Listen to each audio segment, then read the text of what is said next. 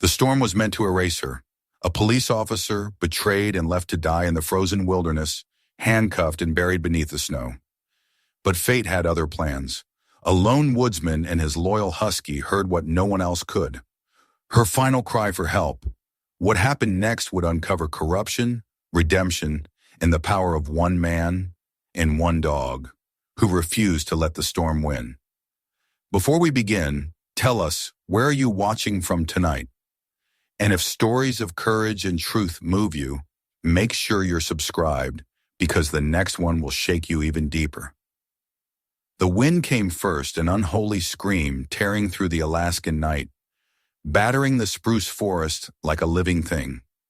Then came the snow, thick and endless, swallowing the highway whole. By midnight, visibility was gone. The world had turned white, a frozen void where sound, distance, and mercy ceased to exist. Through the storm crawled a single pair of headlights, an Anchorage police SUV grinding up an unplowed service road. Inside sat Officer Laura Hale, 33, bruised, bleeding, and fighting for consciousness. Her wrists were cuffed to the steering wheel. Dried blood had crusted on her temple. Her lips split open. Every jolt of the vehicle sent pain screaming through her ribs. She wasn't driving. At the wheel sat Sergeant Blake Moore, her mentor, her supposed friend. The wipers thrashed back and forth like frantic hands, but the windshield was losing its battle. The heater was off. Cold bit through Laura's uniform. Blake's face was calm, too calm, illuminated by the flicker of the dash lights. His jaw was set, his eyes unreadable. "Blake, please," she managed to whisper through cracked lips. "You don't have to do this." He didn't answer. He drove with the slow, deliberate precision of a man finishing a chore. Outside, the guardrails disappeared. Only black woods and snow remained. Then, as if following a map written in hate, he stopped. The engine idled. Wind howled through a cracked window. Laura's heart pounded. She pulled at the cuffs until her wrist burned. "Why?" she rasped. Blake finally looked at her. His eyes were cold as the storm itself. "You should have left it alone," he said. "You think anyone's going to believe a small-town cop over me?" She blinked hard, confusion and terror flooding her. "You're moving guns, aren't you? Using the evidence lockers. That's why the serials don't match." He smiled faintly. "You were always too smart for your own good." Laura's stomach twisted. She knew she was right, and she knew it no longer mattered. Blake stepped out into the snow, walking around the SUV. The back door opened. She heard him moving things. Her bag, her service weapon, removing every trace of her identity from the vehicle. Then he returned to the driver's seat, shifted it into neutral, and leaned close to her ear. "The storm will cover everything," he whispered. Then he pushed. The world inverted. The SUV tipped forward, nose first, tires shrieking on ice before gravity took hold. Metal screamed. The air exploded with white as snow filled the windshield. The sound of glass shattering mixed with her own voice crying out. Then silence. When she woke, she was upside down, still strapped in. The world was muffled wind above, creaking metal below. Snowflakes drifted through the broken window, landing on her face like cold ash. Her head throbbed. Blood dripped upward, pooling on the ceiling. Her breath fogged weakly in the air. She was alive, but not for long. The temperature had already dropped below zero. The heater was dead, the cabin dark. Her legs were pinned against the dash. She pulled at the cuffs until the metal tore her skin. A sob escaped her throat, swallowed instantly by the cold. Above her, the storm raged, erasing the tire tracks, burying her voice. When the first tear slid down her cheek, it froze there. 20 miles away, in a small wooden cabin built by his grandfather, Eli Harper was splitting firewood. The night pressed close, heavy with the sound of wind clawing at the door. The generator hummed in the background, the only mechanical heartbeat for miles. Eli was a man of quiet routines. 40, broad-shouldered, his hands calloused from years of cutting timber for a living. He had come north to escape noise people, cities, his past. The only voice he trusted anymore was the low, soft rumble of his husky, Balto. Balto stirred now, lifting his head from beside the stove. His ears twitched. "What is it, boy?" Eli asked, setting the axe against the wall. Balto stood, hackles rising. He gave a single sharp bark, not alarmed, but certain. Then he went to the door, pawing at it once, then looking back. Eli frowned. There's nothing out there but snow. The dog barked again, louder this time. Then he whined a deep, throaty sound Eli had never heard from him before. The man hesitated, then sighed. All right, all right. He grabbed his heavy parka, pulled on gloves stiff with frost, and slung a flashlight around his neck. When he opened the door, the wind nearly ripped it from his hands. The snow was blinding. Still, Balto leapt into it like a shadow, nose to the ground. Eli followed, muttering, If you're chasing a moose again, I swear. But within minutes he realized this was no hunt. Balto wasn't following scent trails in circles. He was moving with purpose, nose lifted into the wind, stopping now and then to listen. The storm was a wall of white, but Eli could make out shapes, trees, drifts, and finally a sheer drop ahead. Whoa, easy, Balto, he shouted. The husky stopped at the edge of the ravine, barking furiously. Eli dropped to one knee, shining his light down the slope. The beam sliced through the snow and froze on something metallic. A car. No, a police SUV. Upside down, half buried. Holy hell, Eli whispered. He anchored his rope to a pine trunk and began to descend, his boots slipping on the icy slope. The cold bit deep, but adrenaline drove him. As he neared the wreck, his flashlight beam caught a flicker of movement inside. Someone was alive. Eli smashed the side window with his gloved elbow. Hey, you hear me? A faint sound answered, half a breath, half a groan. He cleared the glass, forcing his arm through the opening. A woman hung there, upside down, cuffed to the steering wheel. Her eyes were half open, lips blue. Blood had frozen at her temple. Hang on, he said. I've got you. The cuffs were cutting into her wrists. He tried pulling, but they held fast. He reached for his belt knife, sawed through the seat belt first, catching her weight on his shoulder as gravity shifted. Then he used the knife to pry at the cuff hinge until it snapped. Her body slumped against him, limp. He climbed back up, every step a war. The rope bit into his palms, her dead weight dragging him down. Balto paced along the ridge above, barking encouragement. By the time he reached the top, his lungs burned, his beard crusted with ice. He laid her down in the snow. Her chest barely moved. Don't you quit, he muttered. Not now. He scooped her up, cradling her against his chest, and began the long trudge home. The blizzard howled louder, as if trying to drown them both. But Balto stayed ahead, never losing the path, his silver coat a ghost against the white. When they reached the cabin, Eli kicked the door open and stumbled inside, collapsing beside the fire. He stripped off his gloves, checked her pulse weak. But there. He worked on autopilot. Blankets, heat packs, warm water. He unbuttoned her frozen uniform and wrapped her in every dry layer he owned. Balto curled against her legs, his breath steaming in the air. Minutes turned into hours. Slowly, the color began to return to her face. When she finally gasped and opened her eyes, she saw only flickering firelight and a stranger watching her, his face lined with concern, his dog lying across her feet like a living blanket. You're safe now, Eli said quietly. You're not alone anymore.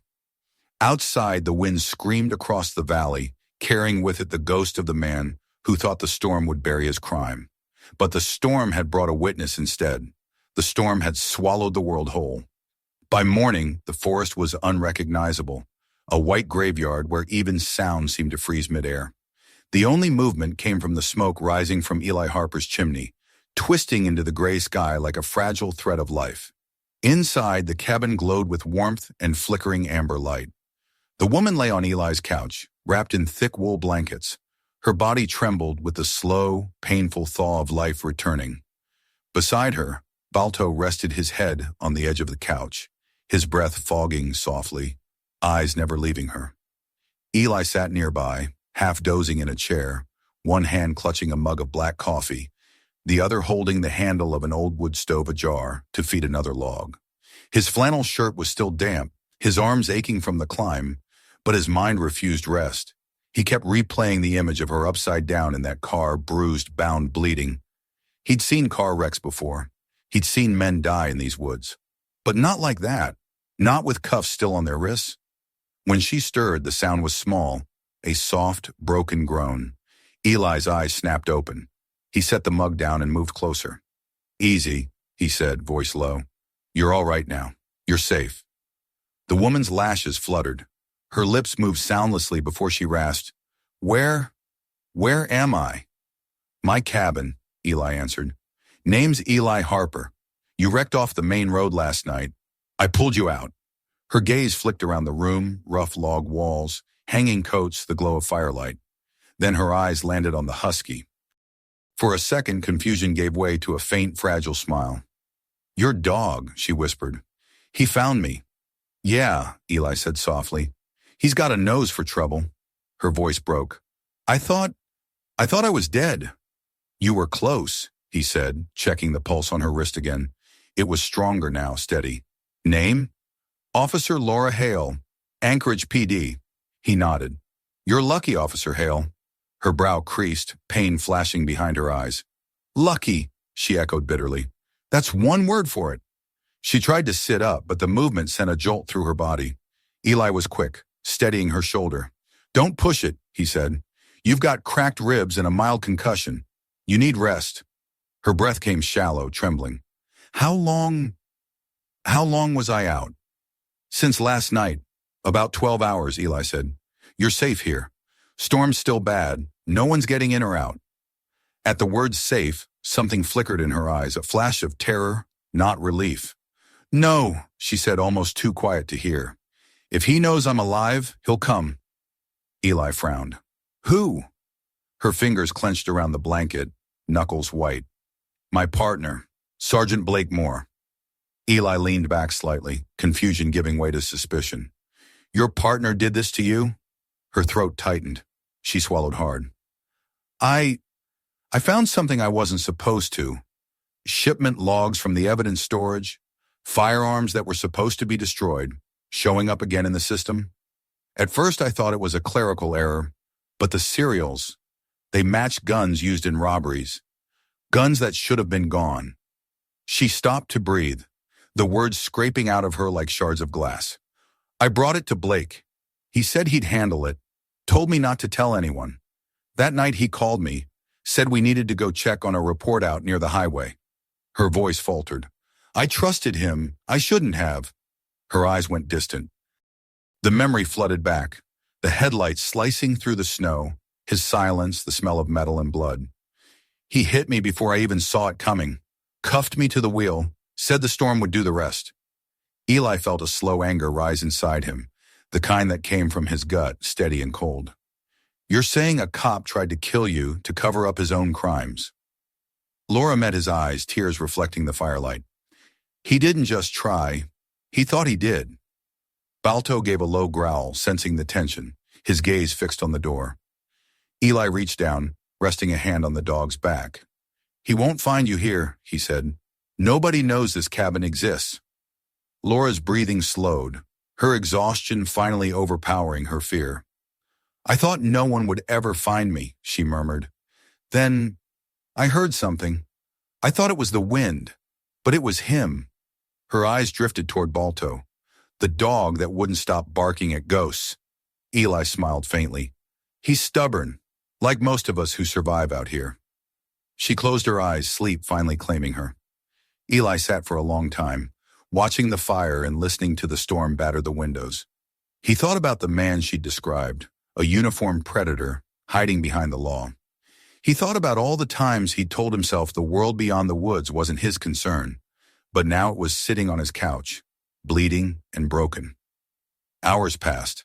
By dusk, Laura was awake again, her color better, though the pain still owned her body. Eli had made soup, simple broth, and potatoes. She ate slowly, one shaky spoonful at a time. "Thank you," she whispered, "for everything." "Don't thank me yet," Eli said. "When the storm clears, we'll need to get you out. Anchorage, maybe. Tell your people what happened." Laura gave a small, bitter laugh. "My people are his people, Mr. Harper. You think they'll believe me over a decorated sergeant with friends in every precinct?"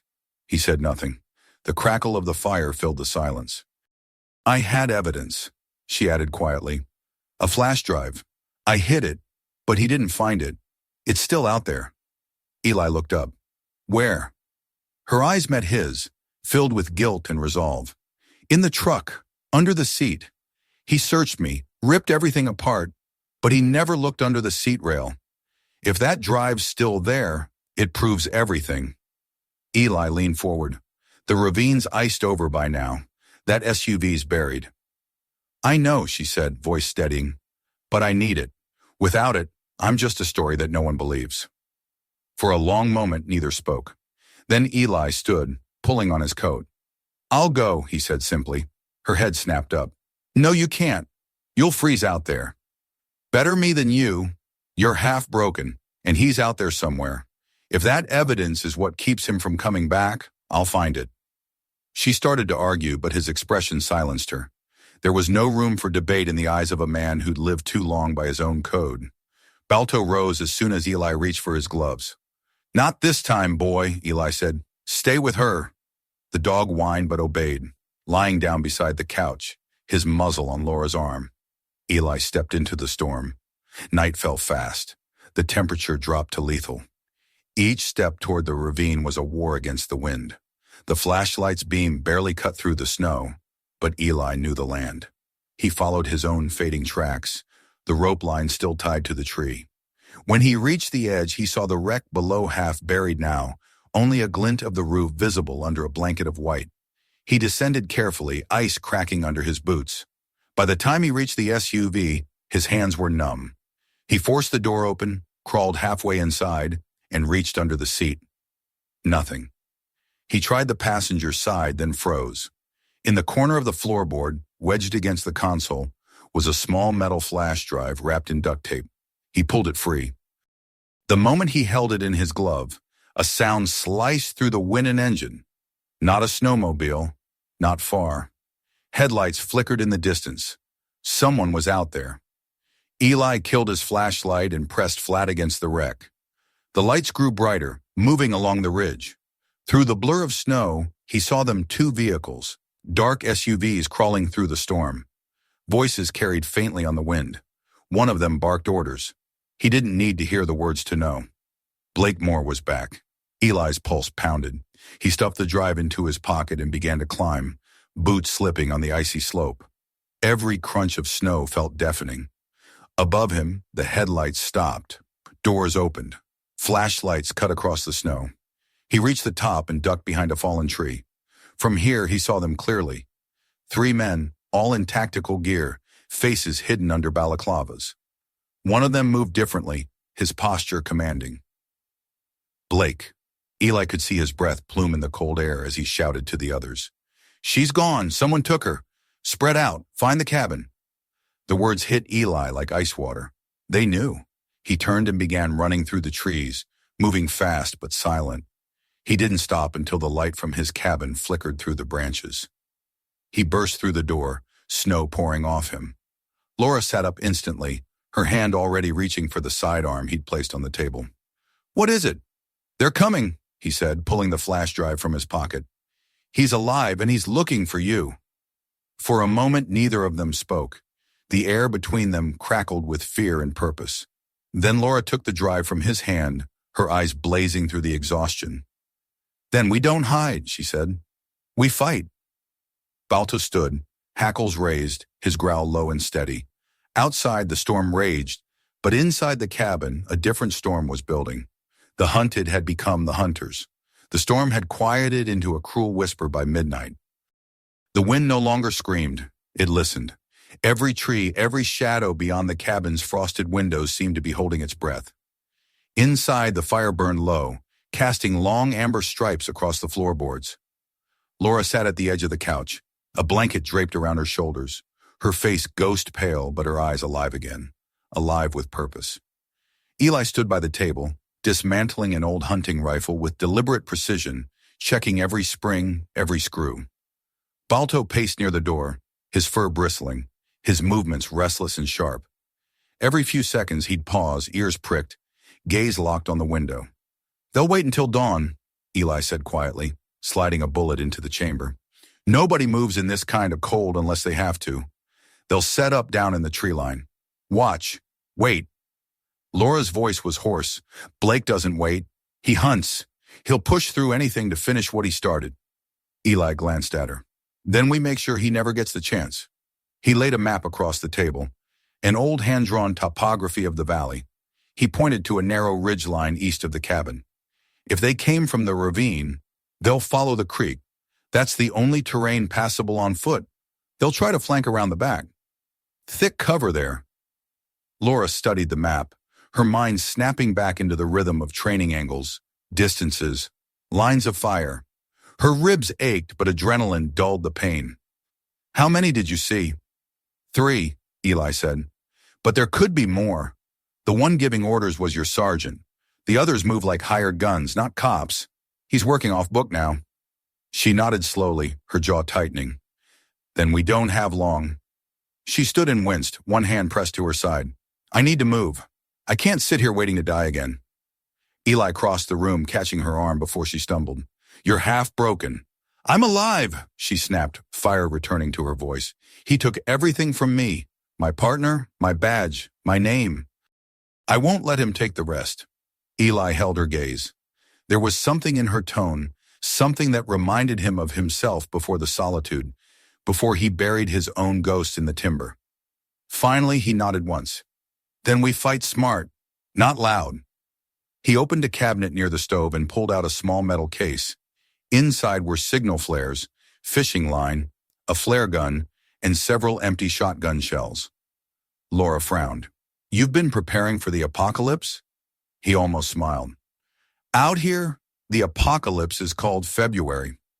She let out a small, strained laugh, the first since she'd woken in his cabin.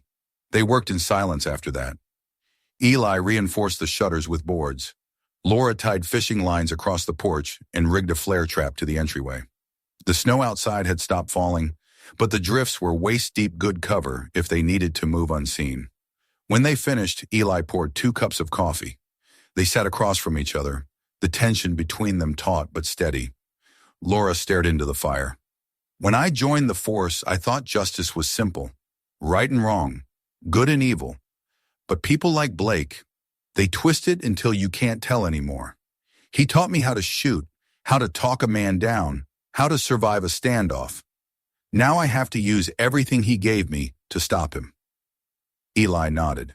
Storms don't create monsters, he said quietly. They just strip away the lies. The first sound came just before dawn, a soft mechanical hum rolling through the valley. Balto was the first to react. He stiffened, tail high, ears forward. A second later, he growled deep, low, primal. Eli was already at the window. Engines, he said. Snowmobiles. 3, maybe 4. Laura moved beside him, the blanket slipping from her shoulders. Her breath caught as the headlights appeared, glowing eyes cutting through the gray dawn. The machine slowed as they neared the cabin, forming a half circle 50 yards out. Then silence. The men dismounted. Their shapes were ghostly in the fog-dark parkas, rifles slung across their chests. Laura's pulse hammered in her throat. He's here. Eli reached for his rifle. Stay low. Stay behind the stove. I'll draw their eyes. She grabbed his wrist. You go out there alone, he'll kill you. Eli's tone didn't change. That's the idea. Eli, he met her gaze. You said he doesn't wait. Then neither do we. Before she could stop him, he stepped outside. Rifle slung but not raised, posture relaxed, the image of a man defending his land, not waging war. The cold hit him like a slap, stealing his breath. The snow crunched beneath his boots. Morning, he shouted over the wind. You lost? The man in front, Blake Moore, pulled down his scarf. His face was raw from the cold, but his smile was perfect, rehearsed, almost friendly. Eli Harper, he called back, voice amplified by the stillness. Anchorage PD. We're looking for a missing officer, female, mid-30s. You seen anyone out this way? Eli's grip tightened on the rifle, but he didn't lift it. Storm wiped out half the valley last night. Only thing I've seen is snow. Blake nodded slowly, stepping closer, boots crunching in the ice. Mind if we take a look around? Eli's eyes narrowed. You got a warrant for that? The smile vanished. This isn't the city, Mr. Harper. This is life or death.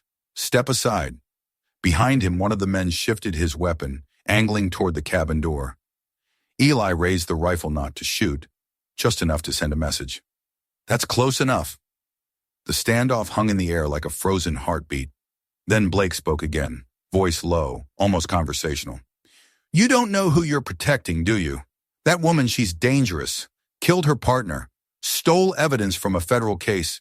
She's wanted in connection with murder. Eli didn't flinch. You talk too much for a man telling the truth. Something dark flashed in Blake's eyes. The charm was gone now. What stared back was raw venom. You made a mistake, he said flatly, and mistakes don't live long out here. He motioned with his hand. The man on the left raised his rifle. The world exploded. Eli dropped behind a snowbank as bullets tore through the porch. Wood splintered. The doorframe shattered. Balto barked furiously inside. Laura rolled off the couch, hitting the floor hard, grabbing the flare gun she'd left by the stove. She crawled to the window, heart pounding, eyes scanning for movement. Through the fog, she saw one of Blake's men break off, circling toward the back of the cabin. She steadied her breathing. When the shadow moved past the window, she fired. The flare burst in a blinding red flash, striking the man square in the chest. He screamed, the flare hissing as it ignited his parka. He collapsed into the snow, rolling frantically. The others turned toward the light, just as Eli used the distraction to fire twice. 2 clean shots. One man fell. The other ducked behind his snowmobile. Balto barked again, a warning. The back window shattered. Blake had moved closer, circling like a wolf. Laura could see him now, crouched near the shed, rifle raised. She ducked, heart hammering. Eli, he's flanking left. Eli pivoted, dropping behind the woodpile. He fired once, forcing Blake to dive into the snow. But the sergeant was fast, too fast. He fired back, the round clipping the corner of the cabin, splintering wood into Eli's face. The impact drove him backward, his rifle skidding out of reach. He tasted blood. Then silence again, only the wind, and the faint whimper from inside the cabin. Blake's voice came low and steady through the snow. You're good, Harper, better than most. But you're not a cop. You don't understand what you're protecting. She's poison. She'll drag you down with her. Eli crawled toward his rifle. You already tried to bury her once, he called back. Didn't work, did it? Blake's laugh was dry and sharp. You can't bury what's already dead. A shot cracked, echoing through the valley. The bullet ripped through Eli's sleeve, grazing his arm. He bit back a grunt, ducked behind the log wall. Inside, Laura forced herself up, grabbed the spare rifle from the rack, and stepped to the window.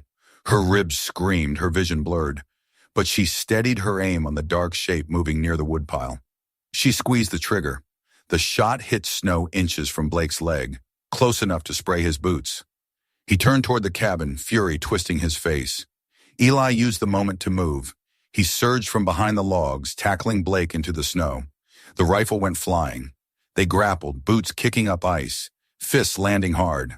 Blake slammed an elbow into Eli's jaw, then pressed his forearm against his throat. You think you can stop this? He hissed. You're nothing, a washed-up nobody hiding in the woods. Eli's hand found the hunting knife on his belt. Maybe, he said, voice ragged, but I don't leave people to die. He drove the knife upward. Blake's eyes widened. For a moment, neither moved. Then the sergeant slumped sideways into the snow, the breath leaving his body in a long white cloud. Eli rolled away, gasping, blood staining the snow beneath him. The silence that followed was broken only by Balto's frantic barking and Laura's voice calling his name. He sat up slowly, pain radiating through his shoulder. Laura stumbled through the doorway, clutching the rifle, eyes wide with disbelief at the scene before her. Blake lay still, his blood dark against the snow. Eli met her gaze, his voice hoarse. It's over. She shook her head, tears glinting in the pale light. No, she whispered. It's not over. Not until the truth comes out. She knelt beside the body, reaching into Blake's jacket. Her fingers closed around a small radio. She clicked it on.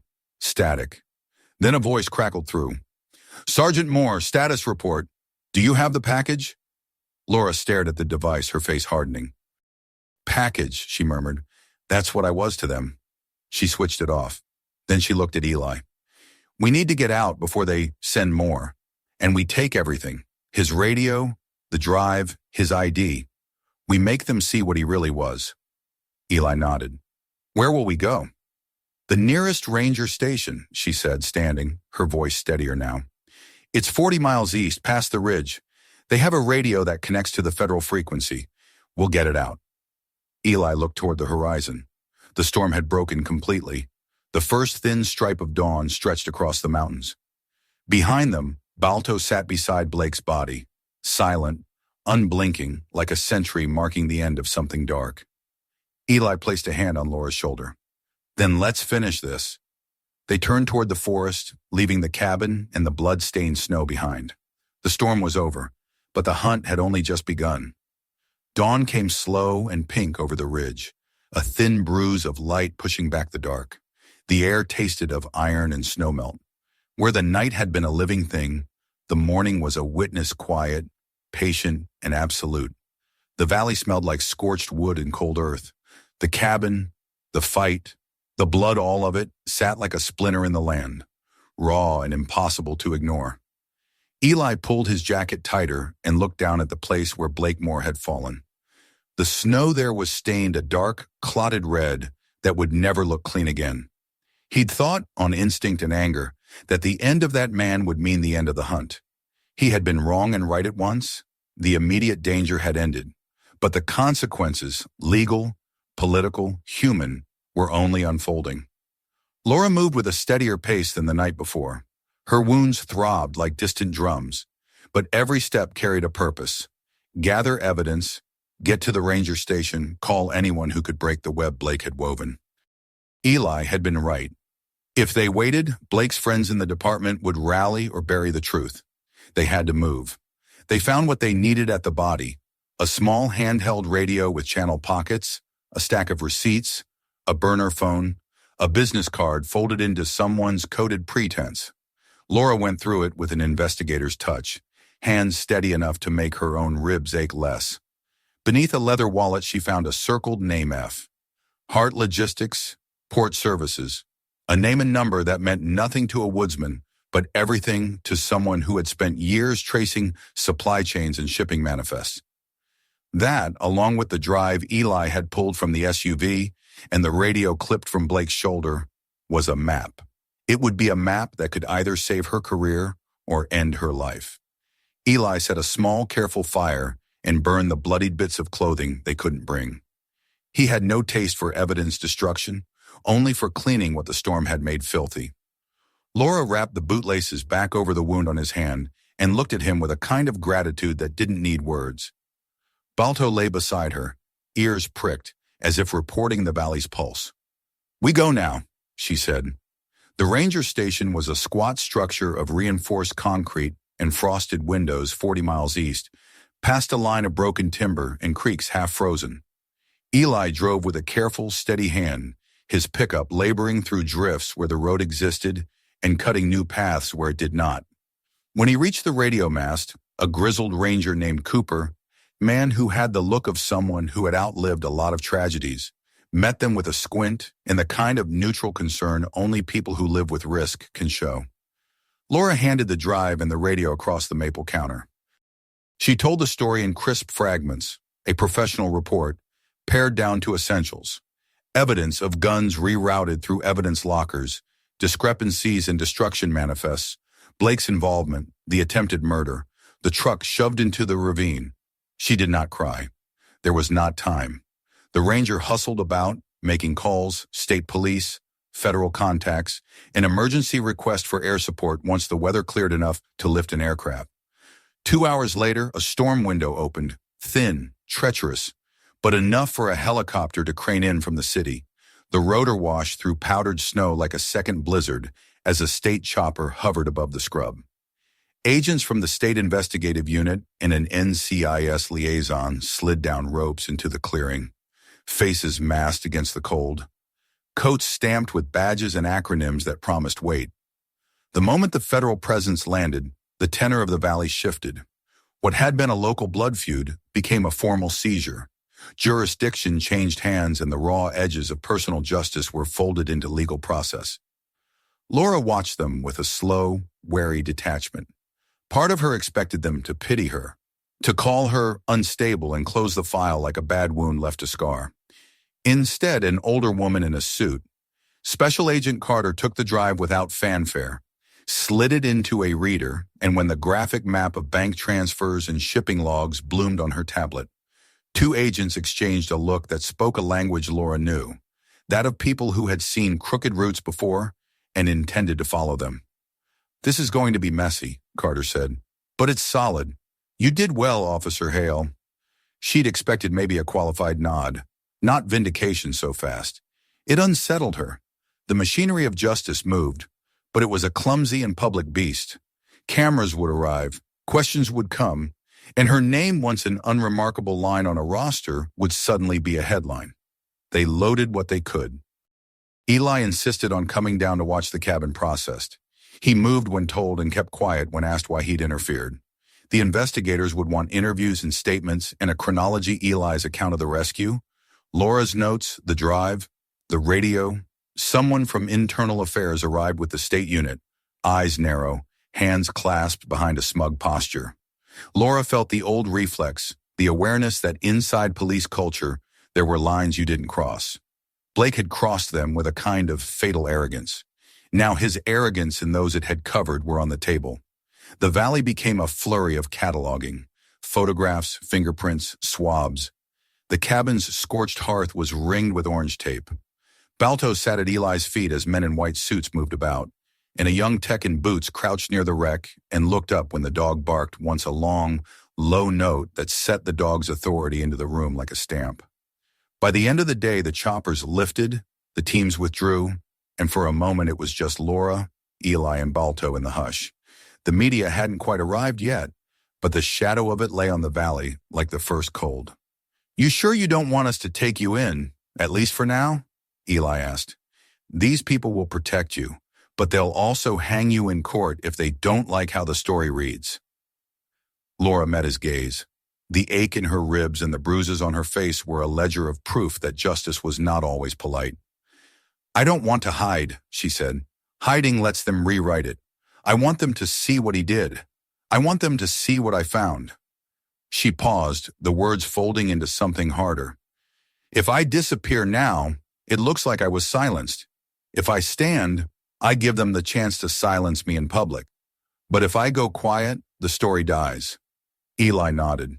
"Then we make sure it doesn't die." In the weeks that followed, the valley's silence filled with the noise of process. Lawyers, federal agents, and a parade of interviews. Evidence that had once seemed thin shipping manifests, bank transfers, surveillance footage tangled into a chain. The microdrive held encrypted lists. The burner phones revealed names and timestamps. Hart, the logistics manager at the port, turned out to have been living two identities. A small circle connected to Blake's side business dissolved into larger rings importers, a complicit dock foreman, a city councilman with a conscience for sale. Arrests rolled out like a slow wave. The hardest blow was the public one. When the press descended, Laura had to sit under bright lights and recount the attack. Reporters pressed for sensation, for the word betrayal cleanly shaped into a headline, for the story of a cop who had faced down a corrupted mentor.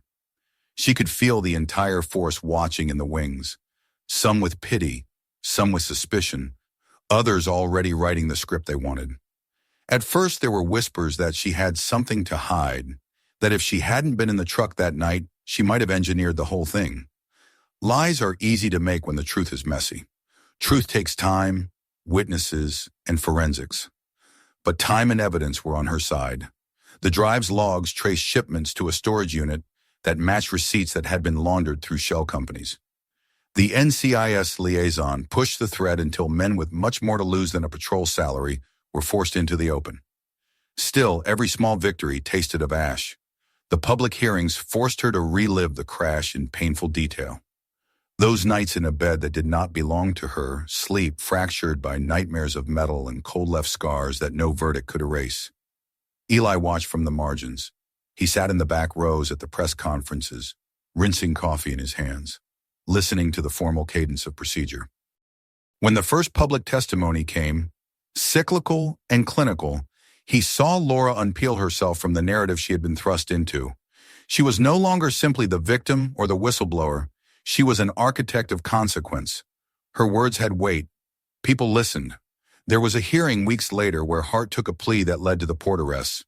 The councilman resigned under pressure. His fingerprints were on logs that would not scrub away. One by one, the bones of the ring were exposed and reduced to records and court filings. Blake's colleagues were pulled in by subpoenas. Internal affairs ran through months of review, and men who had once smiled in the camera's glare now avoided the light. The legal machinery did its work, slow and imperfect. Blake's name and the names of his conspirators were dragged through administrative trials and then criminal indictments. The city, embarrassed and enraged, spun narratives about reform and oversight. It would take years to know whether the rot had been fully cut out, but for the first time in too long, institutional response marched in the same direction as righteousness. Life did not, however, return to normal. Laura's badge returned to her after a slow, redemptive process, somewhat battered by publicity, but there. She was appointed by federal recommendation and city agreement to a new anti-corruption task force formed to keep the momentum. It was a small thing and a large thing, a job with meaning and a wound that would not close. She found herself spending long hours in anonymous conference rooms, drafting reports and testifying in court. Some days the ache in her ribs felt like someone had taken hold of her soul and kept twisting. Other days she would go to the K9 facility and sit with dogs that reminded her of what she had loved and lost. Eli returned to his woods and his work as much as a man can return after stepping into a public storm. The cabin remained in his name. The valley kept its weather. But he came to the city once, twice, 3 times. Times when Laura called and asked him to watch Echo in a demonstration or to stand for a quiet interview the press had scheduled. He never liked the cameras. He never liked the kind of people who answered questions with practiced smiles. But he liked Laura, and he liked that Balto, the husky who had chased a sound in the blizzard, was alive and well, and a part of something that mattered. The city, slow as an old animal, honored them both in small ways. An official commendation to Eli was issued for bravery and rescue. Laura received, post-investigation, a medal for integrity. The medals were metal and paper. They did not mend bones or erase the image of an upside-down SUV pressed into a ravine, but they were proof that something was moving in the right direction. Balto, meanwhile, became a kind of quiet celebrity, the dog who had saved a life. A local paper ran a photograph of him and Eli with the headline, "Husky Hero," and a caption about instincts and northern bloodlines.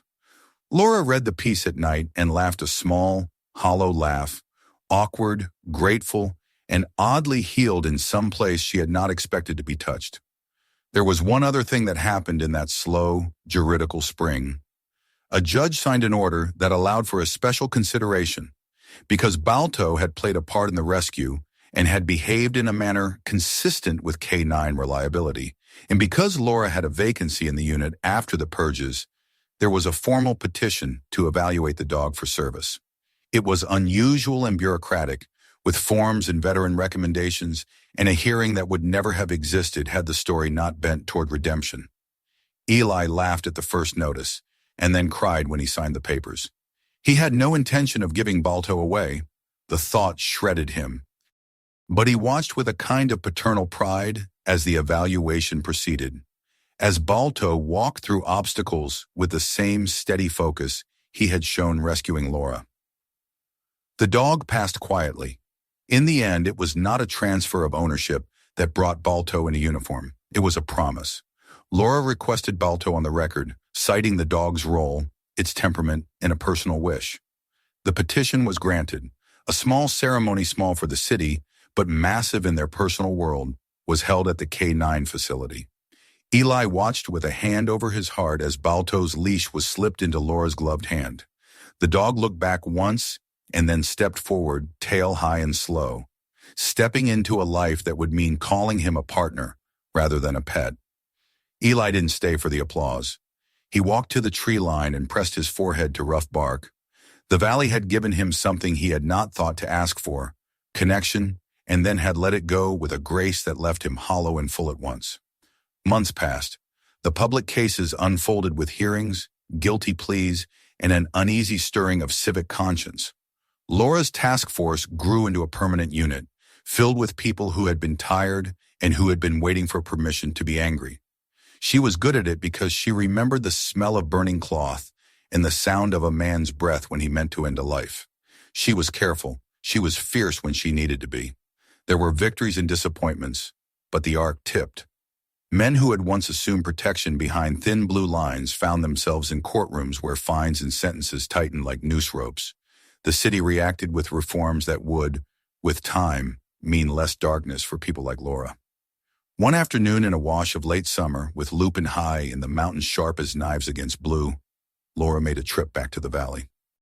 She drove the same road Eli had driven months earlier, now groomed and plowed, and stopped where the ravine had been and where the cabin still stood, with its patch of new paint and a line of flowers someone had left on the porch. She sat on the hood of her car and watched the sky, the way light cut through air that smelled like sap and memory. Eli appeared from the tree line, balding hat in hand, baled canvas bag slung across his shoulder, Balto trotting at his side with the authoritative gait of a dog that knew its duty. For a moment they looked like something you could photograph and hang, a woman in vestments of investigation, a man wrung raw by the land, and a dog who bore both of them in his chest. "You gave him up to me," Laura said without preamble, turning to face him. Eli touched the leash to give Balto a small pat. "He was yours from the second he led me down that slope. You looked like you needed him more than I did." She laughed a little, and then it settled into something like peace. "He saved me. He keeps saving me, in ways I can't always name." "You saved yourself," Eli said. "You went back in and you told the truth." She looked at him then, really looked at the weathered lines, at the cautious kindness in his eyes. "You didn't have to do it," she said. He shrugged. "Maybe not, but I couldn't stand the thought of someone out here dying because someone else thought the storm could do their dirty work." He hesitated. "You'll come visit him? Once in a while?" "I will," she promised. "And he'll be in good hands. He's something." Her voice softened. "He's part of the reason I still have a job to go to. He's part of the reason I can look in a mirror." They stood in a kind of silence that fit like a bandage, protective and necessary. Balto nosed Laura's knee, then stepped between them, exactly where a guardian should stand. When she left that day, she carried with her a calm she had not expected to recover. The city would still demand sacrifice time, nerves, privacy, but there was a new thing in her chest, the knowledge that someone had come into the storm and pulled her out. That knowledge made the nights shorter. Winter came again the following year. The valley filled once more with wind and white, but the shape of the season was different. There were fewer hidden crimes and fewer excuses. Men who had once used storms as alibis found themselves remembered in indictments and municipal reports. Laura's task force had a small office now, and a plaque on the wall honored the K9 units that had been lost and those that had saved lives. Eli kept his woods. He kept his rituals. But he allowed himself a small concession. A metal tag hung at his door that read simply, "Balto," for the call he heard. Once in a while, Eli would drive to the city for a quiet breakfast with Laura or a training demonstration, and Balto would sit between them, ears forward, tongue slack in the sun. People would come and touch the dog and ask for the story. He would sit like a king and take the attention with subdued amusement. There were nights when Laura still dreamed of glass and of upside-down metal, when the cold would find her through the seams of a hotel blanket or the thin walls of a dormitory bed. Those nights she would think of a shack with a wood stove and a man who smelled like sap and iron and a husky with eyes like coal. She would reach for her phone and scroll through a picture. Balto asleep on Eli's porch, a ribbon of thawed snow on his whiskers. She would breathe out and the night would yield inch by inch. Justice had not been neat. It rarely is. It had been grinding and it had been public. People she had once trusted still worked in places she could no longer bear to stand. Some of them were gone. Some had changed shifts and faces. The city bruised and awake, made promises and set new eyes to old places. The work went on. On the anniversary of the night, Laura returned to the ravine. The fence someone had put up along the shoulder was simple, a token placed there by citizens who had read the news and felt the small, private panic of what could have been. She stood there a long time, barefoot in the cold wind that had once tried to erase her, and placed a single worn glove on the fence post. It was an offering, crude and honest. She whispered nothing aloud. The valley already knew. Balto sat close at her heels, ears forward, the kind of patient presence a dog keeps to steady a human heart. Eli stood back a respectful distance, watching the woman who had become more than a title. They were all survivors of a night the weather had meant to claim. They had made of themselves a different kind of shelter, one not built of logs but of truth and refusal. When she turned to go, Laura met Eli's gaze. For a breath that felt like both confession and gratitude, she said, "You saved me, and you gave him to me. I'll not forget either." Eli nodded once. "Neither will I." They walked back through the birches as the valley sighed awake. Across the river the city glittered, a constellation of small fires and bigger machines. The snow beneath their boots freshened, a new white that could not cover old sins, but could keep new paths clearer. As they reached the cabin's porch, Balto leapt up and nosed at Eli's hand, soft, insistent. The old man tucked his fingers into the husky's thick ruff and smiled, a smile that held both sorrow and something like relief. Laura looked at the dog and then at the sunrise spilling through the trees, gold and cold and utterly uncompromising. She thought of the man who had tried to bury her, of the small metal drive that had become proof, of the pain that had made her a stranger to sleep. She thought of the ways people wound each other and the ways some people, by sheer stubbornness, will not be left to hang on the end of another man's lie. She placed a hand on Balto's head. The dog's warm fur was a little patch of summer in the long season. "Thank you," she said. Balto thumped his tail once, slow and dignified, as if he understood the weight of the word. Eli watched them for a long moment and then stepped back inside to stoke the stove. Laura stood on the porch until her hands grew numb, then climbed into her patrol car and drove down the mountain road towards the city, towards hearings, towards a job, towards a life rearranged by violence and honesty. Behind her, the valley eased into its own ordinary rhythms. Woodcutters, hunters, the thin choir of birds come back to the scrub. The weather that had once been a burial had become a memory, shaped into something that would not be used as an excuse again. In her rearview mirror, the cabin shrank to a pinprick, and then it was just trees. On the dashboard, the city lights looked small and distant, but somewhere inside her, the place that had been hollowed out by a man who had assumed she would break there, was new substance. It was a weight of proof and of gratitude. She pressed the accelerator and let the road take her. When the radio crackled later with the official announcement of indictments and a new task force charter, she turned the volume up and listened, one hand around the wheel, one hand touching the small badge at her chest. Storms, she had learned, came in many forms. Some attempted to bury truth and life and claim them as casualties. Others ripped open wounds but left behind the possibility of tending, of rebuilding. The worst storms taught you the names of the people who would go into the dark for you, and those people, unexpected, stubborn, flawed, were the ones worth remembering. In the valley behind her, a husky lay with his head on the doorsill of a cabin that smelled of birch and smoke, and the man who had answered a dog's call sat in the chair he'd always had and looked out at the day. The world was, for the moment, right enough.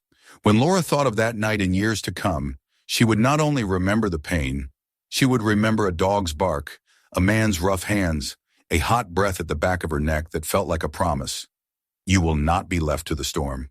And in the spaces between memory and law, she kept that promise close, an internal talisman against the dark.